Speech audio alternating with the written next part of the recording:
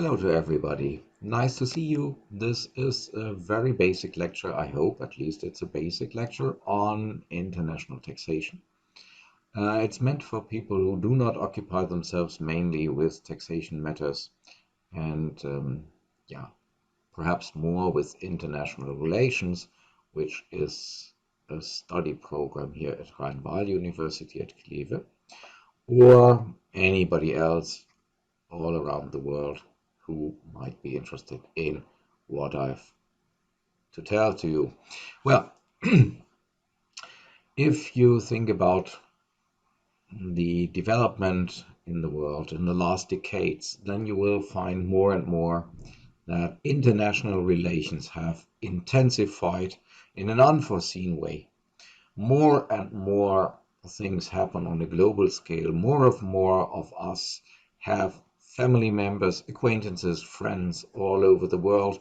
All firms do business with people outside their own country and so on. You go on holiday to every place in the world, and yeah, so more and more relations exist on an international scale. Now, if you ask yourself, why does taxation play a role there? Well, your relationship with the rest of the world is either of a very personal character, friendship, family, or so, or it has an economic character. You want to earn money. So, a huge amount of the international relations in practice, that's business transactions. So, you order, you deliver, and all that. So naturally, in that situation, when you have contacts in order to make money, one of the most important questions is how much of that money will I be able to keep and how much goes to the state in form of taxes. Now, when you have to do with cross-border relationships, naturally the question arises if the prognosis how much of your money goes away to taxation is perhaps more difficult to make than in merely internal cases, in simple inland cases. And the answer is yes, that is more difficult, so you will have to think about that. And if you have to do anything with international relations, whenever you get a job in that field, so when you are interested in international relation, then you will probably have a job in that field. So you will work with other countries. So in the long run, you will earn money in a cross-border context. And so more than one state will be interested in taxing you. And that means the things which I'm talking about will personally affect you sooner or later in the course of your career if you do not end up in a firm which does an entirely local business, has no foreign customers at all, and so then you naturally end up with things like these. So business is nowadays in many cases international.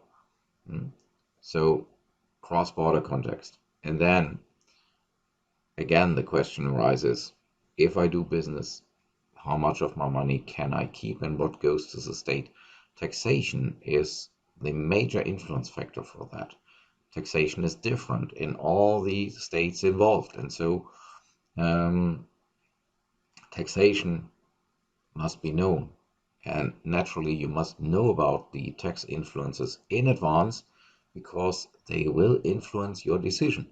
Imagine a worst case scenario. You have to pay 50% taxes to one state and 60% taxes to another state. So you would have to pay 110% of your profit as taxes. Then the natural consequence would be you don't start that business transaction because it would result in a loss for you.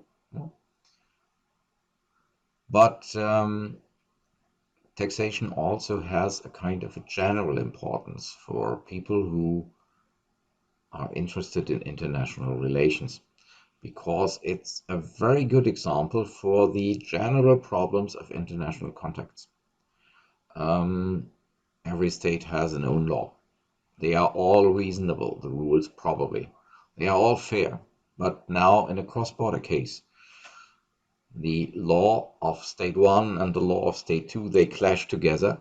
And even though both legal systems have been designed in a logical way, it might be that they don't work together in a good way, but that it clashes. You have contradictory effects, you have unwanted effects, effects which nobody ever has foreseen. And there are many, many fields of legislation where these effects are not noticed in everyday life, might be or not in the lives of every single person. So it might happen that one or two people get between the frontiers, the front lines of the laws, and suffer a tragedy. But taxation is a field which affects nearly everybody who has to do with cross-border transactions or cross-border contacts. And so taxation is a very, very simple and very clear example for the things which can happen in cross-border situations. Also, taxation is one of the fields where, due to the importance of earning money, the lawmakers of the different countries which are involved have put much effort into analyzing the effects which show up and trying to find good solutions so that two legal systems of different countries can work together without that the whole world breaks down. By the way, if you have to deal with the laws of different nations and both nations regulate a certain event, then you must find a solution. And there are, under a systematic aspect, different kinds of how you can design a solution. The first idea is you can think of a simple coordination of law or cooperation in the application. So the states say we keep our different domestic laws, but we coordinate when it comes to determining to which events which law applies. So when it comes to the scope of application of the individual laws, the states talk together and design rules which determine which state applies its rule, with the aim that we avoid contradictory effects. So in that stadium of events, national laws stay different, but international rules are just created to decide which state is competent to regulate which case. So coordination would mean the rules which are set, agreed upon by the states, just say in this and this event, the law of state A applies. For this and this event, law of state B will be applied, and so they keep different laws but just arrange which law applies to which situation. A second, further advanced stage of the development is sometimes that you have a certain harmonization. So not only is it decided which law applies, but one begins to be interested in having similar or even identical laws. So the contents of the different national laws begins to be uniform, or at least you do more than a mere coordination. You begin now to change your own law and to set up common standards for the legislators so that it does not only play a role or no longer play the decisive role which law is applied to your case, because now in many cases in each law you have a similar solution. If that is effectuated by some central directives or central institution or a general agreement of all the states involved, then we could call this a harmonization. And in the final effect, you could also opt for a unification of laws. And that would mean you replace the different national laws by a uniform, identical legislation which applies to a certain phenomenon worldwide without any change. Um, that was, by the way, started sometimes in the 1920s or 1930s by a worldwide agreement on, for example, what a check is, a bank check. There is an international treaty from that period of time which exactly defines what a check is, which characteristics it must have, and which legal consequences it has. So every state which has ever exceeded that treaty has the same rules in its legislation on what a check is and what consequences it has. Now, you can directly see from my example, a check is a bit outdated. And that's the problem with worldwide unification of legislation. When you feel the need that there must be a uniform rule worldwide, you will get a problem with the timeliness of your reaction. If new problems show up and you need to make an international agreement which sets a uniform standard for all legislation, then nowadays you would need the consent of, let's say, 200 states worldwide. That takes decades. And now imagine some innovations come up and some problems which you have to solve. Then you would have to change that treaty again. And for that, you need again the consent of, let's say, 200 signatory states. So that's very, very inflexible. And that brings along, in the long run, that you even need to create an institution which you then give the right either to make quickly a proposal for a change, and which is then nearly automatically agreed upon by all the states involved, but also this might be too inflexible, or you shift a part of the power to legislate on that particular issue to a worldwide institution. So there you have even replacement of certain state functions by shifting them to a higher institution above the states. By the way, traditionally people do not like this because they have the idea states are sovereign entities which make their own laws. But if you go back a bit in history, that's a rather new invention. And if you go down to common sense, one could say wherever people have to do with each other, they need to agree on common rules. And historically, the big achievement of the invention of a state was a state is the lawmaker which supplies these common rules to the people who work together. But now, if the area in which people work together gets larger than a simple state, then this state can no longer fulfill its vital function as a lawmaker. If a part of the territory of a market, for example, is not subject to the authority of a state, then you need some other authority which can exert its influence over all the area of that market.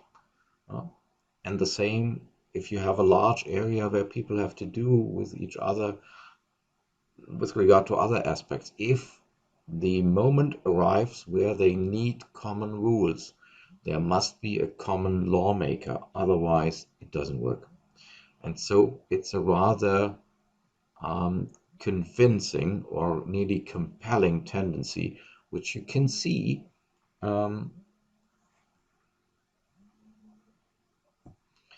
that but you can see in the course of globalization that more and more the need arises for a uniform rule worldwide, or at least market-wide or regionally. And so you can usually see that this scale of different intensities of harmonization or coordination, and so that can be usually followed during the stage of development there. Taxation can really show you easily how that works. In most cases, we have coordination measures. For example, traditionally, most states make something like double taxation treaties with each other, where they decide which national tax law applies to which event, and where they also say we all work together when it comes to the enforcement of law. So, for example, we supply each other with necessary information, or we give each other mutual assistance in enforcing a tax claim. There is nevertheless also a certain tendency to harmonization, which can already be seen during the last decade.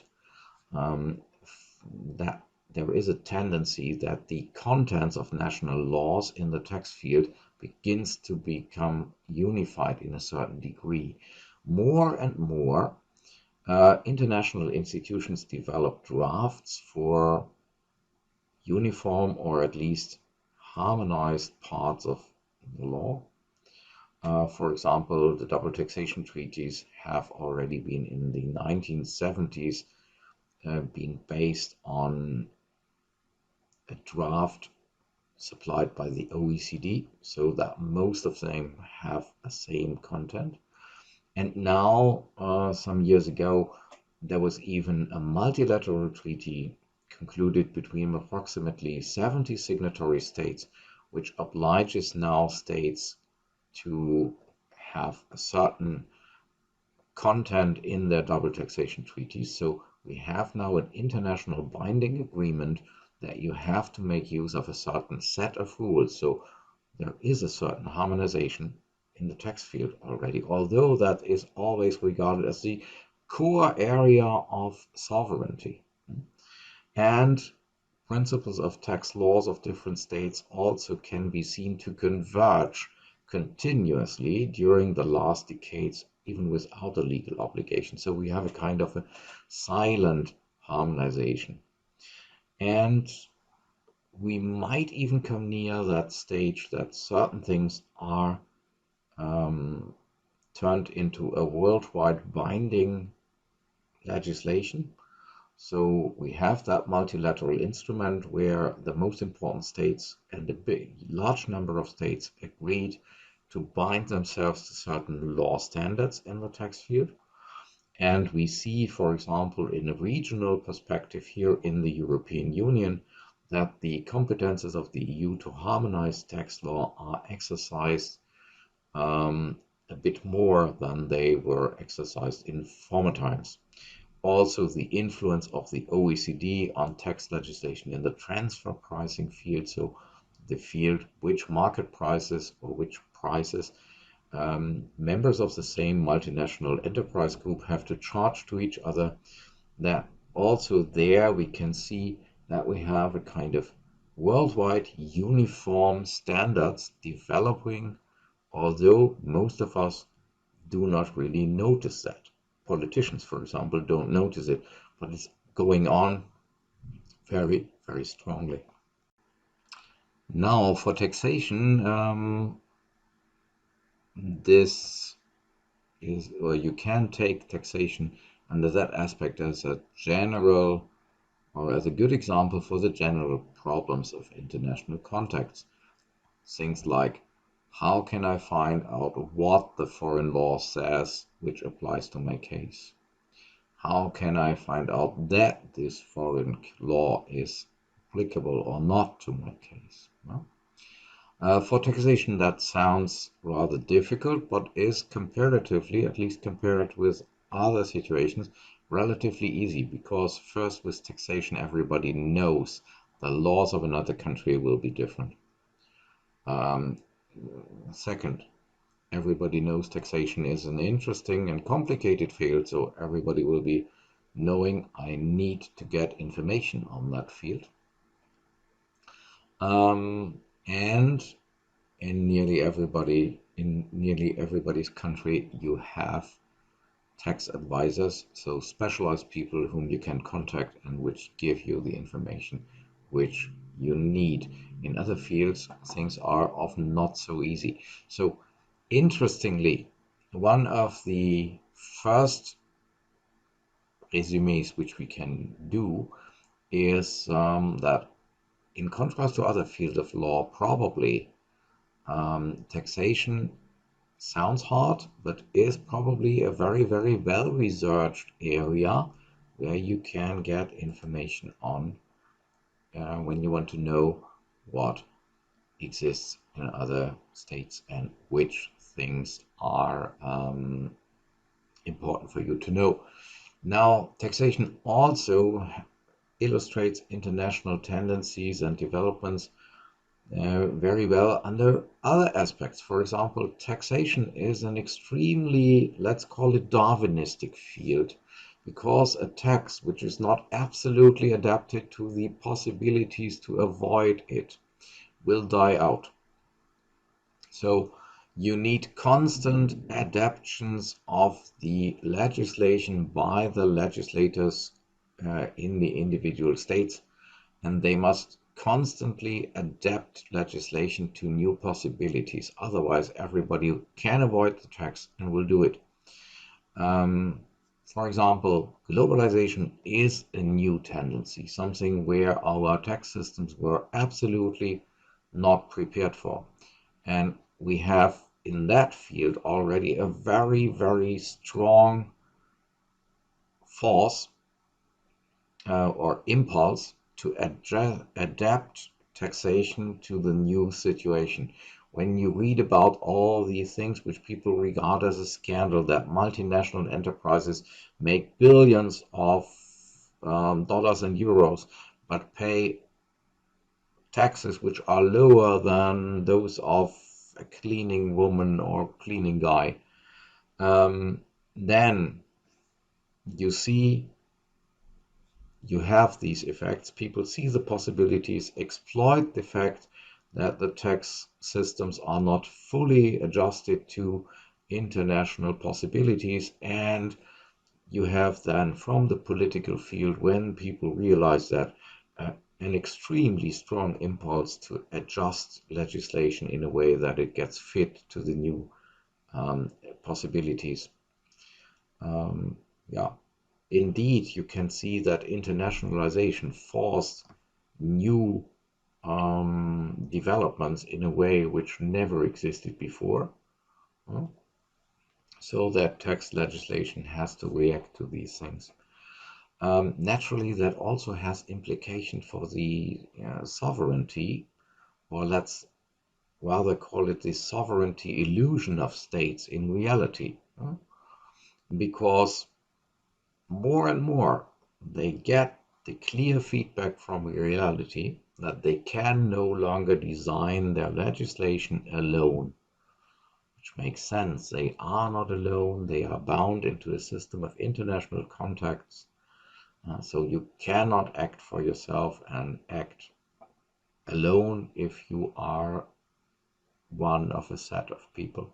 The same applies to states, and more that happens, and it's still strongly ignored in theory. There, people still get told that states are sovereign entities which can do whatever they want to do. So reality already restricts the possibilities of a state strongly to design its legislation as it wishes, and especially in the field of taxation too. There are also some restrictions in the theoretical field. So let's first sum up. States in theory still bring forward they are sovereign entities and they can do whatever they want to do. Politicians strongly insist in that illusion because they learned it from textbooks, and the textbooks were copied from textbooks, which were copied from textbooks, which go back to somebody who shortly after 1600 developed the theory of sovereignty. Reality requires more and more coordination, harmonization, and unification of laws on an international scale so that the world can still function. And the important thing is, which you can also see from time to time in the tax area, that states and legislators then are often completely helpless with regard to the events because their theoretical basics do not furnish them, do not support them with the necessary elements or necessary ideas to cope with the situation. For example, our existing tax systems go back to the time of approximately 1890 or 1900, and they were absolutely unprepared for international business.